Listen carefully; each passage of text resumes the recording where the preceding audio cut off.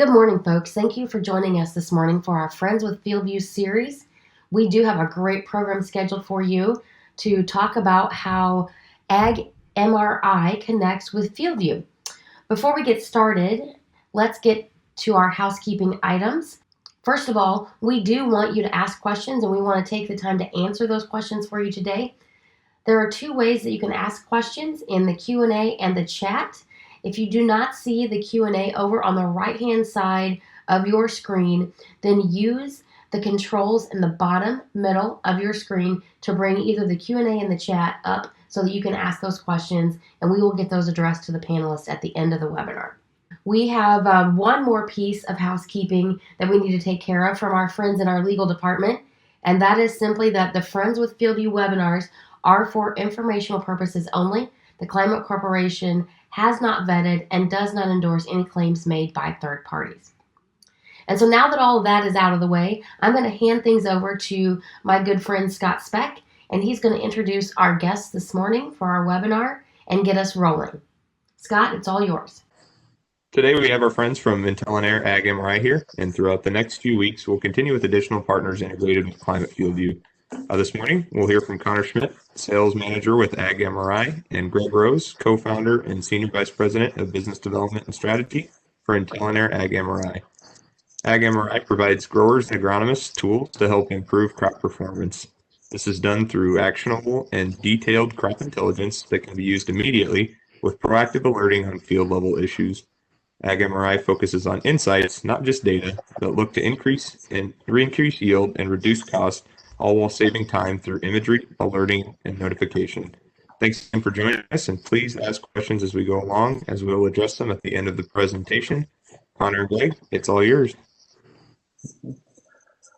Thank you so much for joining and hearing more about AgMRI. I'm Connor Schmidt, Sales Manager for 3 years in Illinois and Indiana, and I'm going to give you some background on our product. It's built very customer-centric.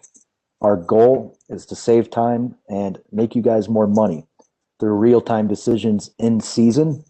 And crop intelligence, it's going to help improve decision-making year over year.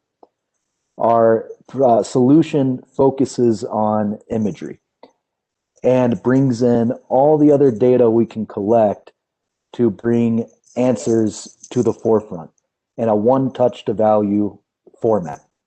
We don't just provide image layers, we don't just provide weather, we provide a curated experience with a touch to the answer you're looking for. The way we do that, we collect the data. Right now it's weather, fixed wing imagery, that's at 10 centimeters, equipment data, topography, soil. We analyze all of it with machine learning, computer vision, georeferencing, and we turn those into alerts and notifications and sorting.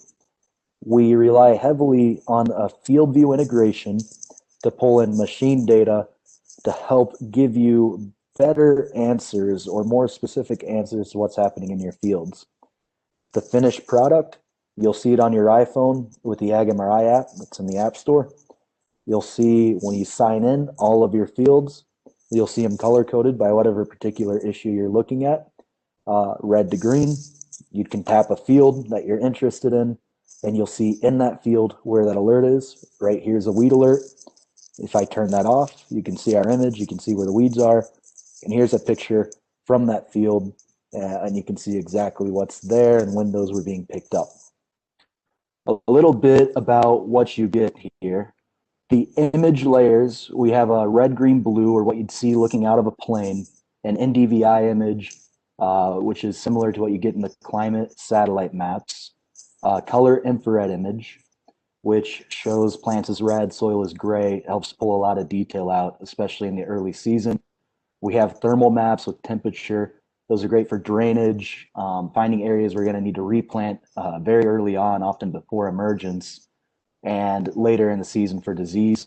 We have LiDAR elevation maps and deliver 13 flights. So we actually fly on a weekly basis in May and June, a bi-weekly basis, July, August, into September.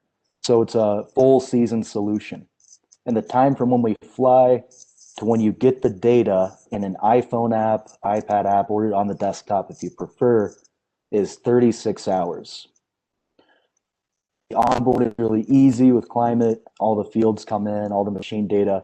This truly is a turnkey system, a 5-minute sign up.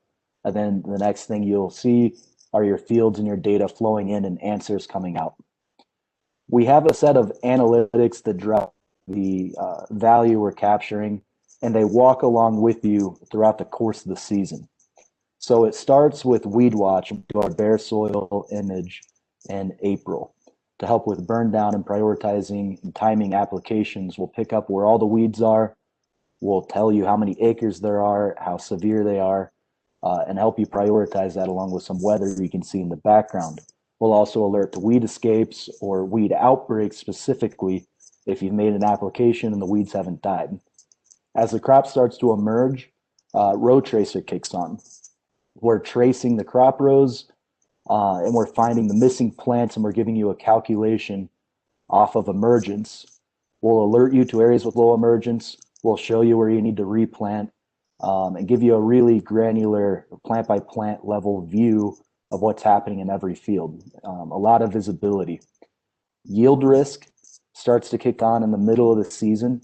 It's going to find pest issues, disease issues. If there's a storm event, green snap, it'll pick that up and quantify it and show you the fields that have an issue.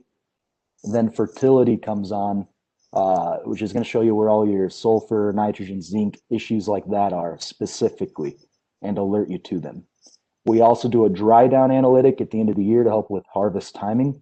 We'll show you all your fields that are drying down and where in those fields. That's had a lot of utility. All of these are built around either making someone more efficient or finding a problem they can solve in season. The platform includes all of that field level information.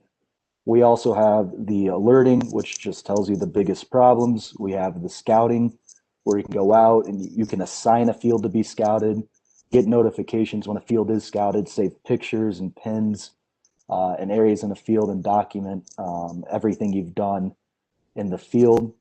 And we have a weather platform, which is pulling from DTN and IBM. It's going to include rainfall, rain accumulation, GDU, soil temperature, and much more.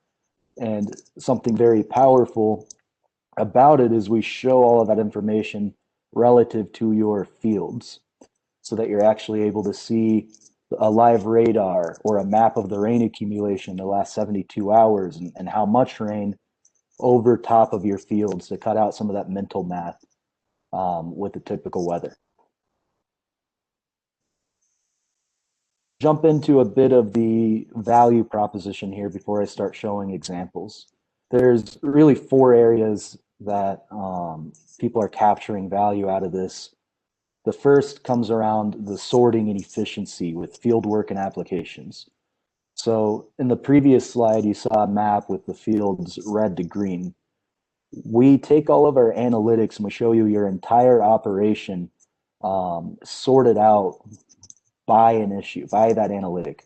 So with weed pressure, for instance, it can really help with prioritizing applications or knowing when there's a weed escape you need to address sooner, and knowing the lay of the land to help with the scouting or even where to send a sprayer and when. We also have these proactive in-season decisions, which are coming around these alerts. We have management practices and equipment optimization. Both of those things are really being driven by the visibility you're getting with these maps, and I'll show you that in the app. But when you get down to a 10 centimeter resolution, and what you're used to is 10 meter versus 10 centimeter. When you get to a 10 centimeter resolution image, you're able to see things that are hiding. They're blending in a satellite map. They're even blending in on a yield map that's collected over 8 or 12 rows, or the width of that platform. And so a lot of times we'll uncover these yield limiting factors that are happening across an entire field or even an entire operation that aren't showing up on these yield maps and are really pulling yield back 10, 20, 30 bushels that people are seeing for the first time, able to diagnose and address. The last element that's really critical is having the full season documented and being able to make sense of each of those images. and then having your product and application data and getting more intelligence on how different seed treatments performed, how they affected emergence in various conditions, whether it's wet or cold, how they handled storms or residue, and all of this information that can help you make better product decisions going. Examples from 2 growers we've worked with on season can break down when it gets used all the way across. So here you got a $33 an acre value, and on this one, $21 from a tillage modality. That was a bean residue issue we saw. The harvester wasn't spreading the residue across the width of the platform, and it was causing some very large issues in the corn crop planted in those fields the following year. He saw that very early on in the maps in May, made a decision to bring in some more aggressive tillage equipment prior to that fall, and was able to address that. It was something that he wasn't seeing in yield maps, wasn't seeing in satellite maps, because it was happening on just a few plants across the whole field, but the pattern got exposed and brought light to the problem. There was a fungicide decision made around a certain variety that was heating up in thermal process operation. He was able to make a quick decision to apply that one much sooner, which wasn't originally on the plan. With weed control, he was able to, on his second pass especially, prioritize his contact herbicides a lot better and stay ahead of the weed pressure so nothing was getting overgrown or breaking out, and reducing some of the escapes we'd normally see. And actually, there was a lot of chemical damage that year that he was able to pick up and quantify and turn in. So it's interesting. Here I won't go through how many different areas value ends up being captured with this product when it's going through the full season. And a lot of times it's difficult to predict where it's going to come from. We believe will always make you more efficient, help make better decisions, but there's so many things that are unique to every operation that make it uncovered and bring a lot more value than you'd typically expect from something like imagery. So it's been very cool to see. Jump into the integration really quick and talk about that.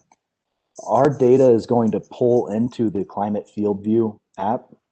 You're going to be able to see some of the layers and some of the alerts ingrained on those, and compare those against applications in Climate FieldView, and be able to get a closer look. You can set scouting pins on that or use it for scouting if that's what you use Climate FieldView for in season. It'll really help you get a close. You're also going to get all of your data from FieldView to pull up in a timeline in AgMRI, and I'll show you that later. But you'll be able to see your planting maps, your populations, the planting dates, and all of that information side by side, compare it and everything else, and it really helps understand what's happening in the images when you can pull into those products and see what's going on. Tell some ROI cases here. These are some stories captured the 2020 growing season. We picked a few and threw them together to help illustrate what the dollar value of some of these decisions can be when the tool is leveraged correctly.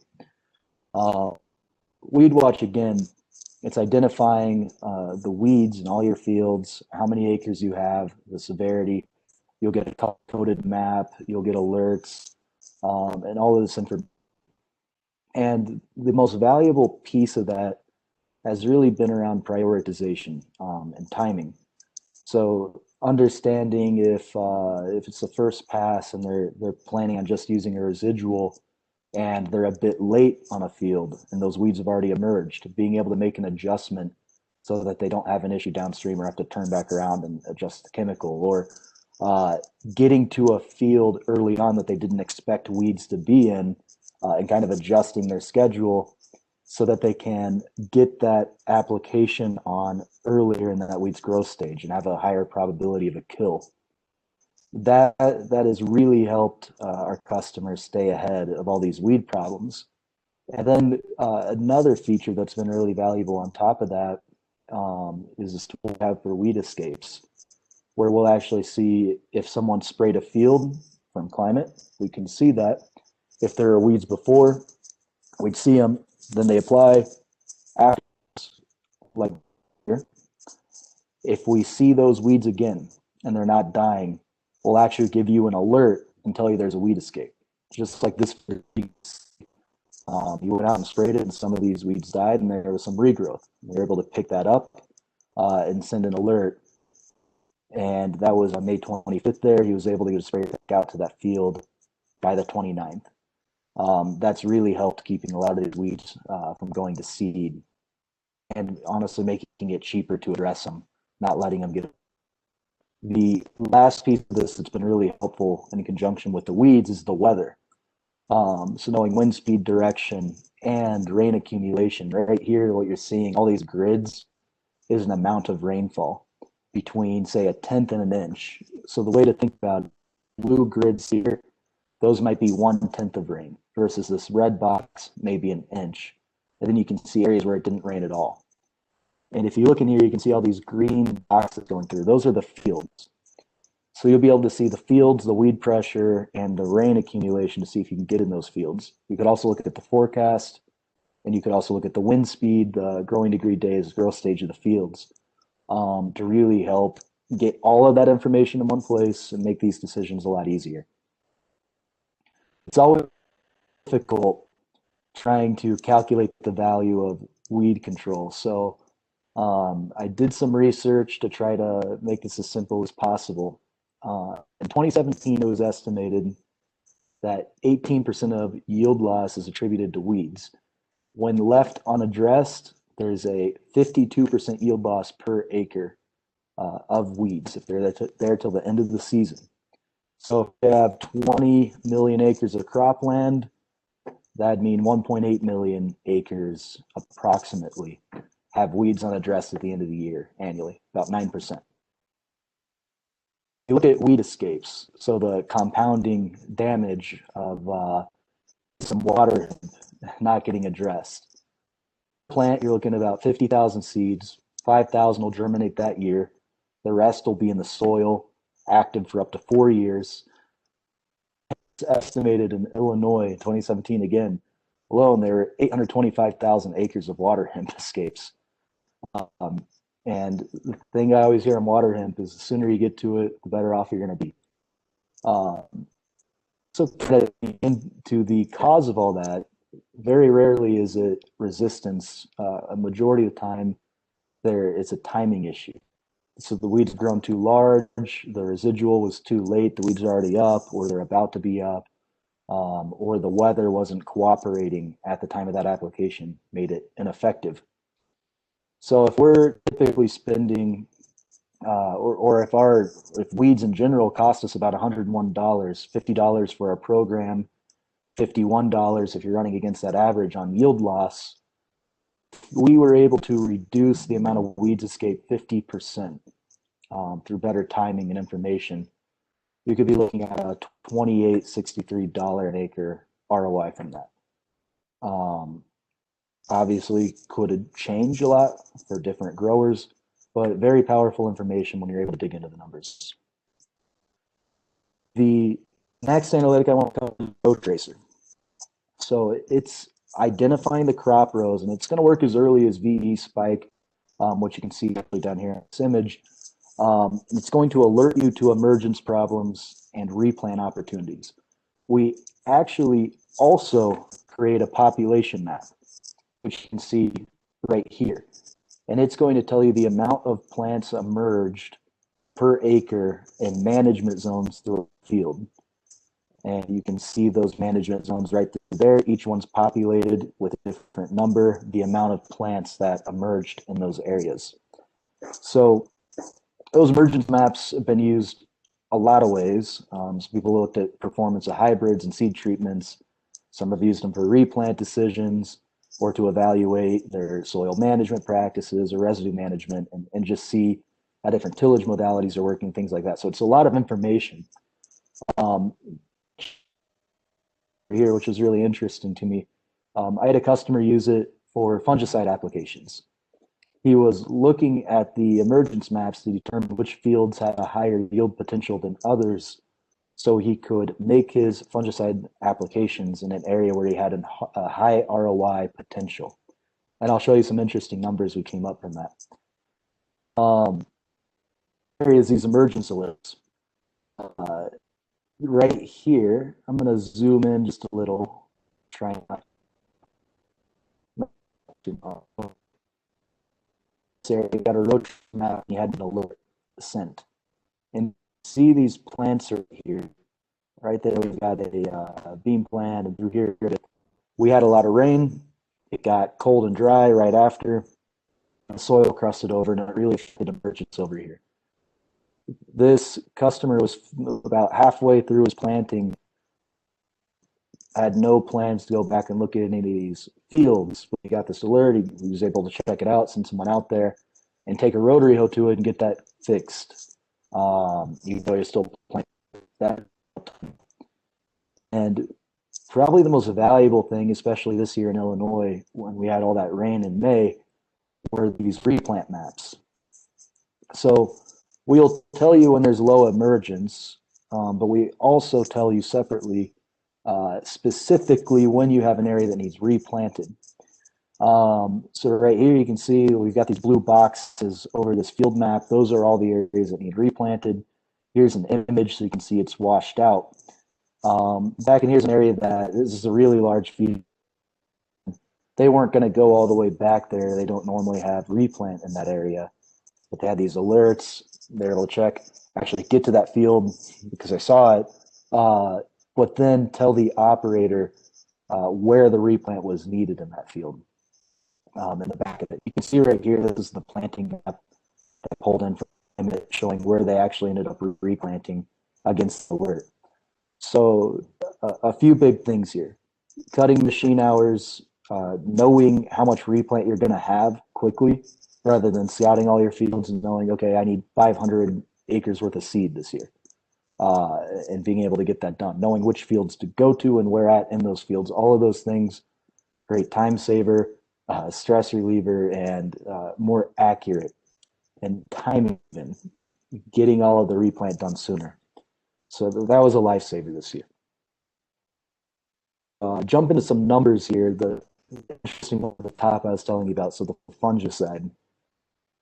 This customer has been seeing for most years about a 12 bushel gain from fungicide. He just applies it on everything. It usually nets out to about 12 bushel. But when he looks at his bad acres, whether it's low emergence or low fertility or whatever it is, he's looking at usually a 0 to 6 bushel per acre return. But when he's looking at areas where he has great emergence, great fertility, it's usually 18 to 24. So applying less acres, and let's just take the minimum of that 18 bushels an acre gain, there's a $12,000 gain, or $6 an acre gain, just from shifting around those applications, being more specific. The emergence alert, so that rotary hoe was about 60 acres of a 175 acre field. Had 58,000 plants or so before, and got it back to 110,000. So if we ran some math on that, it's about $12, 18 cent an acre return if you took that single decision across a 2,000 acre operation. Plant, one of our customers said he thinks it about doubled his speed on replant. So you could take that and you could look at machine hours. There was an area he was going to miss, so 20 acres. That's about $20,000 there alone, not missing those acres for replant. And then even timing. See, every year it seems very difficult to get all the replant done in the window it needs done. You start getting diminishing returns, or maybe you get rained out a second time. So there is a value, whether you need it or not, to being able to finish up sooner. The fertility alert, it starts working in mid-June or so. A lot of times it does get used for rescue application. So you can see we have this alert. There may be at V5 corn right there. So, and it identified that, and they're able to go out and correct it But a lot of times it's actually end up being really useful to pick up issues with applicators, not just right here where maybe they ran short, but something like this with a side dress bar, which was happening on every single field. That's something you'd usually see. But going in and side dressing, and this side dress bar was set up to do a 150% rate on the last knife, skip a row, then 150% rate again, hoping it migrates over. And it turns out that that wasn't working very effectively, and we started seeing these alerts to these 2 rows in the field. There's a picture throughout a lot of the cornfields in July. And at that time point, because it's a side dress application, a lot of times if there is an issue, you won't see it. This corn's going to be tasseled and tall, and you won't really see what's going on in the field at the time it runs short. And that's going to blend into a yield map. It's 2 rows, you're going to harvest 12. So it's something you won't normally see. But having this alert gave us a chance to catch it early and actually go out and see what that cost. So in this picture right here, you can see this skip row versus full rate. It was about 50%. If you take that over the whole field, and that's happening every 16th row or so, I think we're looking at 15 bushels an acre or so. So that's really powerful to make an adjustment. We also see that a lot with things like urea, things like that. A lot of equipment issues can be found that we're not necessarily seeing that can get corrected and make an impact on every field. This one's a micronutrient deficiency. So it was the first field where he made an application setting up his toolbar, and he felt like he had some issues.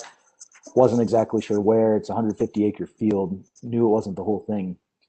Well, on about May 24th, we were able to pull out about 30 acres in this row tracer map of fertility issues and go out and quantify exactly where it is. It was at an early growth stage, and get an application done on the acres that specifically needed it. He was not likely to make an application, even though he knew there might be an issue, if he had to do it over the whole field. Probably not an ROI there. But being able to pick out the areas of the field very early on where the issue was actually very helpful. And then jumping into value, this nitrogen rescue, usually looking at about a 70% yield loss if we don't get those things fixed. $450 an acre ROI if you pull that decision across 2,000 acres. Equipment there, looks like I had a typo there, but we were estimating, we've seen this a few times, we estimated it's between 8 and 15 bushels an acre on all the corn. If you take that and scatter it across, it's about a $20 an acre return. The sulfur issue, not a huge one, $383 an acre. So we caught that pretty early, but typically you're looking at a 1 to 2 per day as it persists beyond 21 days of planting. So getting that fixed pretty early and yield was a pretty big out. And that's across a 2,000 acre farm. The last analytic I got a few examples on for is yield risk. It's great for storm damage. So we had that derecho over in Western Illinois. We had a lot of down corn in July and August. It was great to be able to quantify all that. We had companies for claims and actually knowing like what to scout and then what percent of those areas are down. Useful, that quantify easily. With also would work similarly for hail as well. For fungicide decisions, I kind of talked about this much earlier on. Right here, you can see this area is hot on this thermal map. So thermal is really good at picking up areas of disease about a week or two sooner than you're going to see it in the field, because of when those plants get sick with that disease, they start to heat up before they actually show lesions. So having a thermal map, we were able to see the we went out and scouted it. It was pretty bad on this field by the time we saw it. But we looked at all the other fields with the same hybrid and saw the same trend. And those fields didn't have lesions yet or anything. We weren't. He wasn't planning on spraying this hybrid, but after seeing that on that field and seeing the other fields starting to look symptomatic, he went out and sprayed everything he had, about 20 acres for a check, so we could if it was actually working correctly or not. The last piece on here, we have this dry down analytic that's going to tell you which fields are drying down and where and when to help with harvest timing. It was interesting. We have a customer that uses this in early August to see if there's any fields where he has some premature death. And he likes to go and harvest that because he feels like he gets about a 10 to 20 bushel loss if he leaves that in the field until the rest of the field's dry and ready, and it helps him get started. So he was able to pull some areas out of several fields early on, and then also helping decide the sequence that he was going to harvest and making any adjustments that needed made. For instance, if in specific geography had really bad weather and was dying sooner than expected versus his planting dates, he was able to kind of get an idea of all that. And also knowing where you have down corn can play into that using maps. But you of that, this fungicide decision, I'm going to start on. So we left a 20-acre check, and the yield difference was 257 versus 231. It's about $19 an acre return if we took those numbers and we cast that an acre operation. This early harvest decision, there were about 100 acres or so that he went out, selectively harvested. If we have a 20 bushel gain from that, bushel needs to be about a $530 an acre return. I'm going to go ahead and jump into the phone to show a few examples. If you want to share the screen access to my phone rather than this laptop.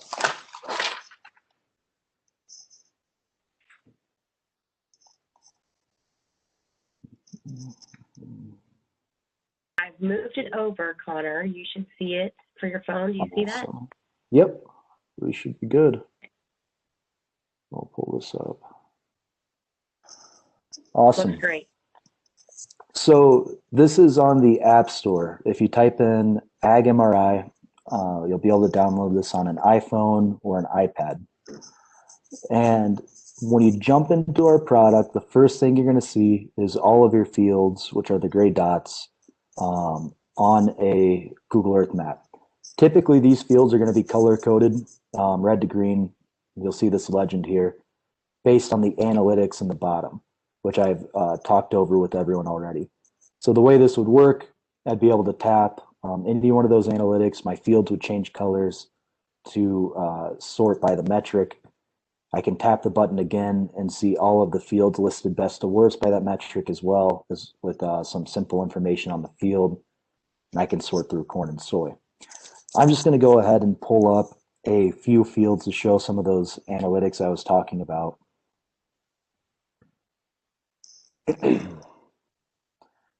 So this is one where we had some weed escapes, and the product was really helpful in pulling that out and helping them get addressed sooner. So give you an idea of the resolution really quick while I'm talking. I'm going to kind of zoom in and let this sit right down here at the field level. So at 10 centimeter, you're able to see, even specks of residue. You're able to see weeds. You're seeing the anhydrous tracks. Everything really shows up. There's a lot of visibility in here. If I'm going to tap on the bottom right, the three layers there, and it's going to pull up all the different types of maps. So I can switch to NDVI, which you're familiar with, CIR, which is the color infrared. It turns the plants red, and switch to thermal, and the LiDAR topography, which I'm going to have to zoom out a bit to show you, but it's a 3D map. It does have a scale for meters above sea level. as well. But what I want to show you here is these weed analytics. So you'll see down here in the bottom of this list, you've got weed pressure, clusters, and sparse weeds, red, yellow, green. So we actually differentiate the density of the weeds. So you have an idea of how severe they are. So if I zoom in right here and you take a look at this, and I just hit weed pressure, you can see it picked up the worst of those. Now there's a few more weeds outside here. We'll turn on the clusters and it'll pick that up. And all the way out here, I might need to do CIR so you can see these very small weeds remaining out here. And it'll pick all of those up all the way down to that individual weed out there. So I get asked a lot, when is this going to pick these weeds up? Right out of the ground, very early on. It might not pick up, a single weed the size of your thumb when there's nothing else in the field, but it can pick up weeds at that size, especially if there's a group of them. That was April 7th. I'm going to tap over to April 8th, and you'll see here's an application pulled in from Climate. You can see the gallons and acres applied. I can switch to the speed, the planned rate, and all of that other information. On the desktop version, you're also going to be able to see the product that was applied. On May 7th, about a month later, we've actually now have this worsening weed alert right here. And you can see this is the area we were looking at on April 7th, where those weeds were, and they didn't die. So he got an alert specifically telling him there's a weed escape there, and 5 days later, an application was made. We go to May 25th and managed to kill those weeds. Unfortunately, some of the other ones that had grown in that time did not die from that application. Also, this is right after one of those rain events. So you can see through here this saturated ground where it's really wet there. The field has not emerged yet. So it was planted May 12th, it's May 25th. So they don't even have emergence yet. But this is really cool. I'm going to go in here and hit cold zone. And it'll pick up all of those areas. And it'll actually tell you a lot of times where you're actually going to need to replant, even if the crop hasn't emerged. So we'll go to the 28th. And you can see where they ended up replanting on that field. Then you'll also see around the 29th, they made another application. And June 2nd, clean field, and you can see all those tracks from the replant. So very, very powerful there, and how it tracks chronologically and kind of really captures the story of that field. I'm going to show another one with the emergence map and the replant analytic.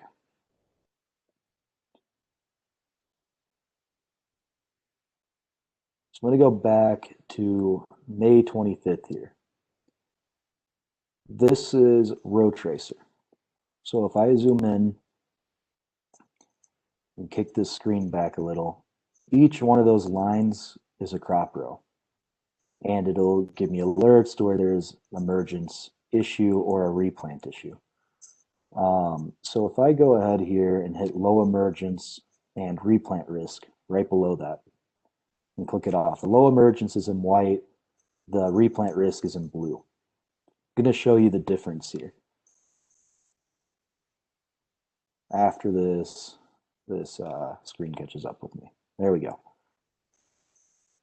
So right here is that area that said low emergence, and you can see you're looking at some pinch rows. But if I turn this on CIR especially, you'll be able to see the red lines there. Those are the actual crop rows, and you can tell there's just some missing plants. The emergence was hit.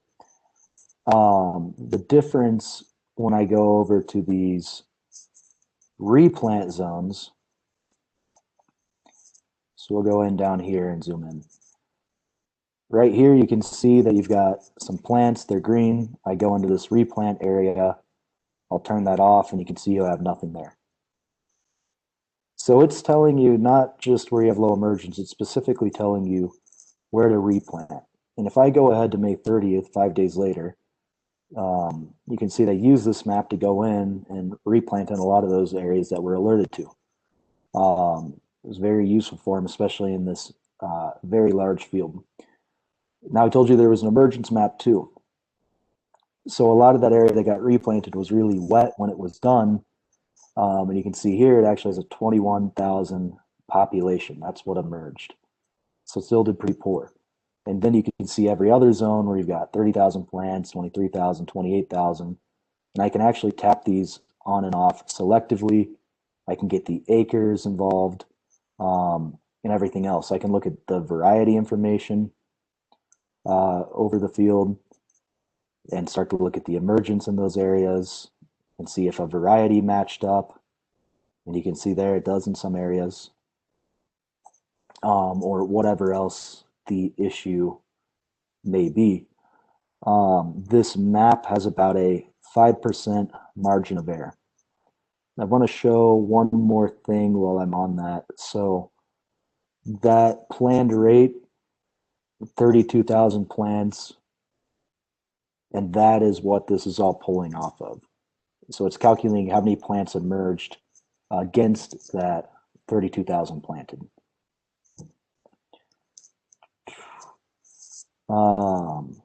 Show one more field here.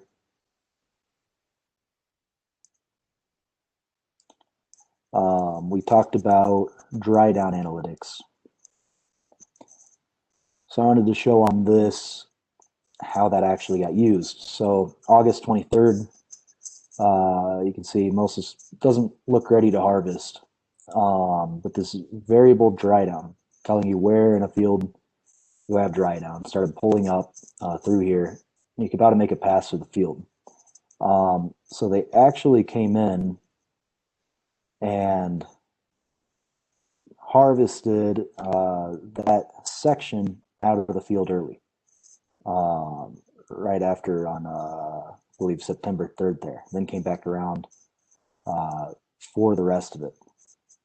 So this would also be useful if you imagine looking at this whole map and then seeing the fields red to green by percentage dried down to help with harvest time. So that's kind of how this works at the field level. We've also got these alerts. So if I tap over and hit alerts, you can see there's some fields that showed up red. Those would just be the worst fields by whatever metric I've selected. Right now it's on emergence. I could also have it weeds, showing me which fields have weed alerts or weed escapes, and it'll pull out all the noise and just show you the problems that need your attention. We've got weather. So you'll see the fields pop up here again. It's on radar. So we'll zoom out and see if we can find where we've got some radar going on. There we go. So you'll see the live radar right over the fields, and that'll clear up. You can also see rain accumulation, which will show in these grids when it loads and tell you how many inches of rainfall in the last 48 hours. Will allow people to toggle that next year. You'll see forecast. GDUs will show up over the map on your fields, wind speed and direction, temperature, and cloud cover. So you've got all that information across your fields. You can also jump in and tap on one and see specifically what's happening. How many GDUs, how many inches of rain. I can tap into it and see the screen's behind me. Mindy, has my screen been stuck?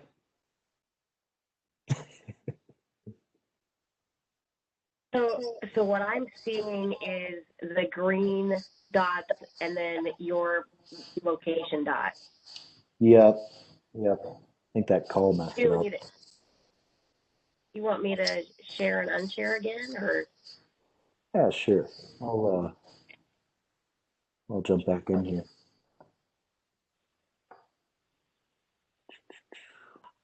I'll send it over to your laptop, and then we can see if we can bring it back to the iPhone. Cool. Sorry about that. Should have put it on airplane mode. happen. There we go.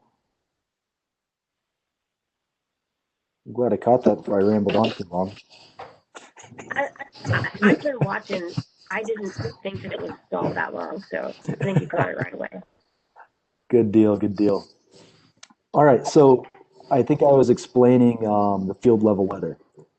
So I can jump into any of these fields and get really hyper-local weather. I can see the 10-day forecast on that field, the hourly forecast, the wind speed and direction, humidity, dew point, all of that. Something awesome we'll be adding is the soil temperature here next year. The last feature I'm going to show, and I'll take some questions, is the scouting. So each of these binoculars is a scouting trip that's been made. You'll see the badges again. That allows me to sort through what type of scouting pins I want to see. So if I want to see what was scouted for fertility, I can filter it to that, or just weeds, or whatever it is. I can tap again and drag this up and see all the scouting pins, fields that have been scouted, how many locations, and all that information from field details. I can see if any fields have been requested for someone to scout or assigned to me to be scouted.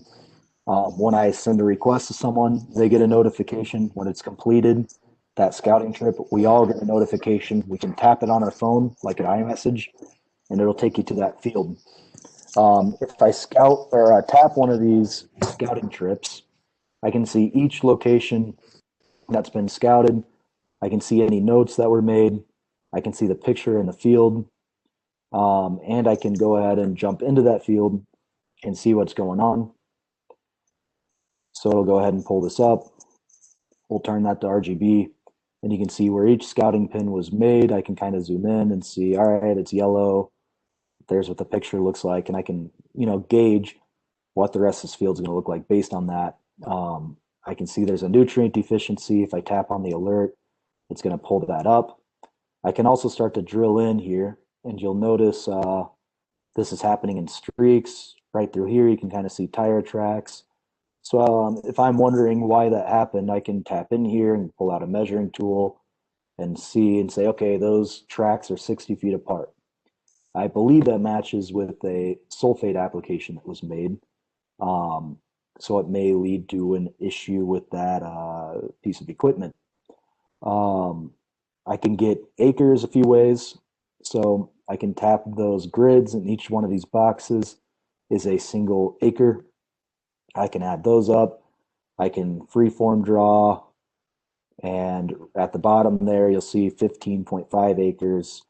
I can also just drop some normal boxes in a grid.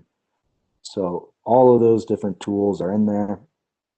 And I believe we've also got this yield estimate tool under scouting where, let's go back a date. Right here, you can see YLD. I can tap that, and it gives me these 3 points. I can go into them and enter the kernels, rows, ears, adjust the test weight, and get an average. When I do those 3 areas, it's going to create a weighted average for that field. And then I can actually get a imposed yield map. On the desktop, it'll give me numbers for each of these zones, and it'll give me an average yield for the field. So right here, I can see the average is 245. Notice the A, B, and C locations, none of those added up to 245. It's creating a true weighted estimate based on those 3 points to get you closer and account for some of the variability in that field that you're seeing. So I'm going to stop there. We covered the fields and how the weeds work, the different alerts. I showed you the alerts platform, which shows you just the major issues. I showed you some of the weather and how that works, and the scouting. The last thing I'm going to mention is if you want to contact us and learn more about the promotion we're doing for fields with friends with FieldView, you want to look for sales@intelenair.com. If we could post that or send it out to whoever attended, that'd be great. I think I don't have it written down anywhere, but it's just sales@intelenair.com. Intellinair spelled INTELLINAIR.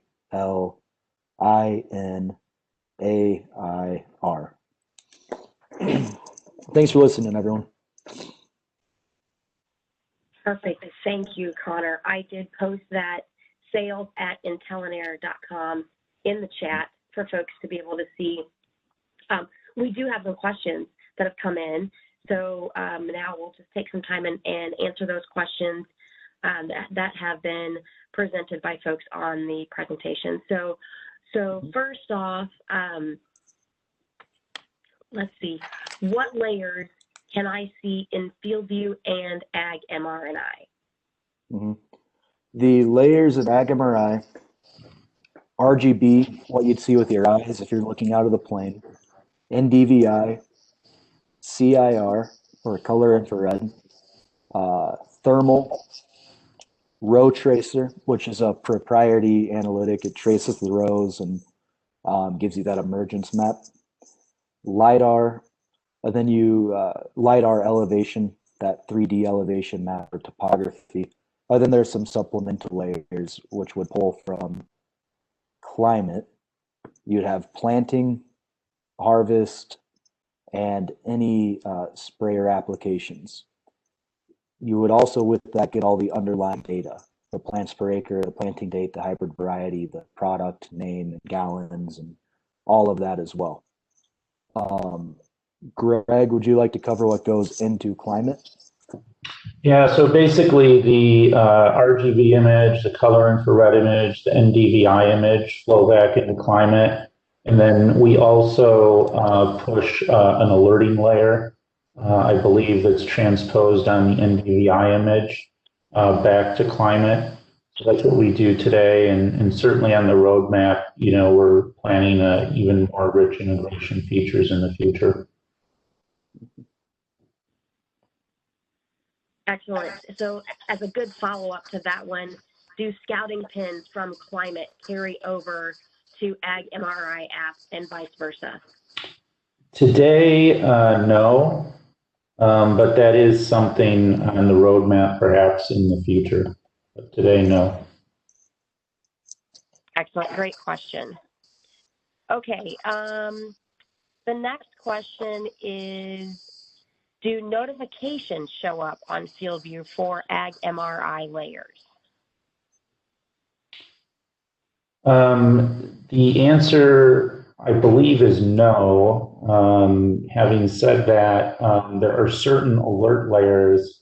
So for example, if you recall the yield risk scenario Connor showed with the yield risk polygons, one of the layers we send to climate has those polygons visible, I believe, on top of an NDVI image. So those alerts, if you want to consider those notifications, would flow over. But the actual smart alert text today does not. Okay, thank you.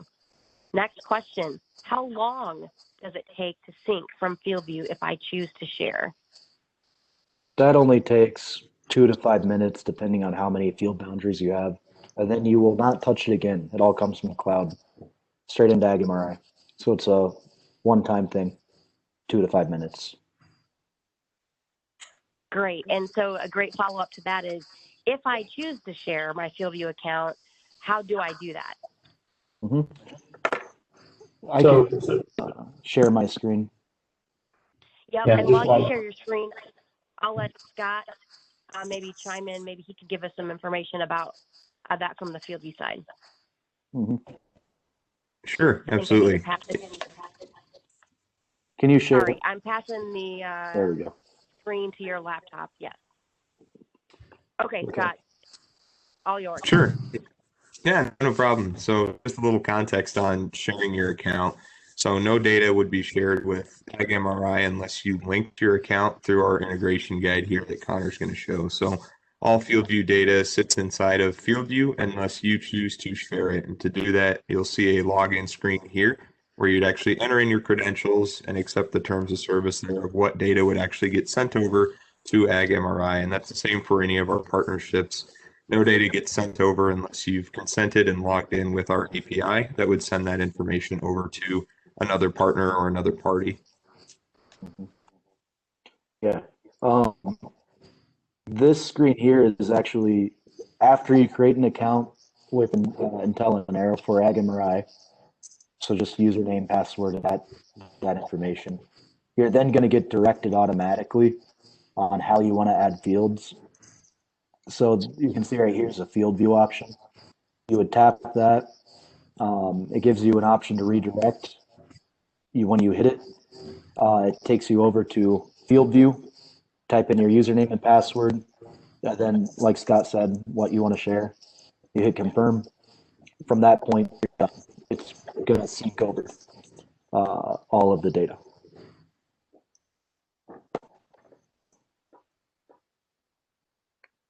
Okay, perfect. Okay, is wind speed recorded for the whole season? And can you go back and see wind speed months, down the road? That's funny. Greg, we need to do that. I've had that request. I don't think we do today, but it should be simple enough. So that way you could look on a date you made an application. If there was a claim against you or something going on, you could say the wind speed was in this direction going such and such miles an hour, and you could easily print that off, log it, and save it. Not today. We'll all get to our engineers on that. I've had that request before. Thanks for reminding me. Great questions that are coming in. Here is another one. This one might be a little bit more difficult one. So this user used AgMRI in 2019 and skipped out on it in 2020 due to the lack of flights and data. What has Inteller done since then to get more flights and more data? Go for it, Greg. Yeah, no, that's a great question. I mean, I think that we have standardized our flight operations model. We've consolidated to a single provider. We're flying standard flight grids at a set schedule. We're also we've also invested quite a bit in upgrading the capabilities and capacities of the sensors. So we're using, better sensors than we ever had before. So last year we had, like a 95% delivery rate. It was very high. We expect to have, similarly high delivery rate this year, and we'd be happy to, talk to that customer in more detail, around that. Yeah, I want to put this out really quick on top of it, on how my brain thinks of it. In 2019, we had the two providers. One model worked, one didn't. The difference between those models, the one that didn't work was jumping around to random fields and just capturing one field at a time wherever they were. They call it a sparse flight model. And that model is very broken because you can't predict the distance between fields, and how it's very difficult logistically to plan for it. And then you're really threatened by weather because you're traveling such long distances between each field and the weather changes so quickly. It's very difficult to predict when you can do that flight pattern. So then you end up in situations where you were expecting to collect this set of fields and you only were able to get to 50% of them. And then the next good day, you can either go back and have an ineffective flight plan or go to the next route.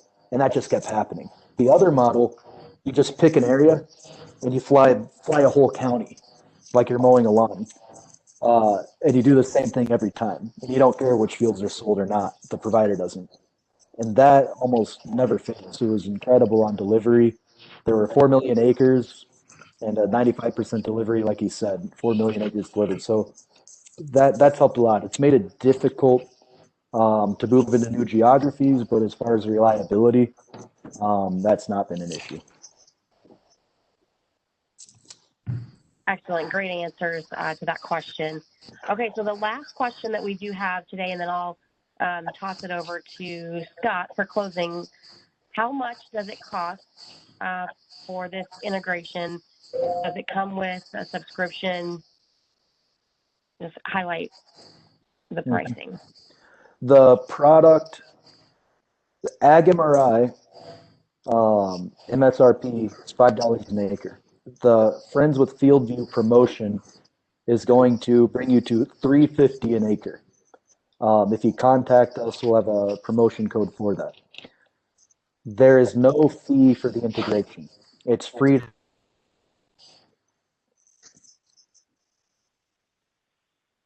Excellent.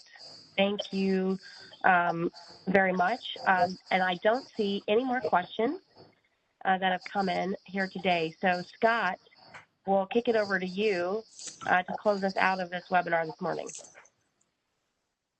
Sure. Thanks, Connor, Greg, and thanks, Mindy, for helping facilitate this. And thanks to everybody who joined this morning. I hope you guys could all get some insight into some of the things that AgMRI can do and how there's some pretty neat opportunities to help connect and use some of this data to make decisions at all times throughout the cropping season.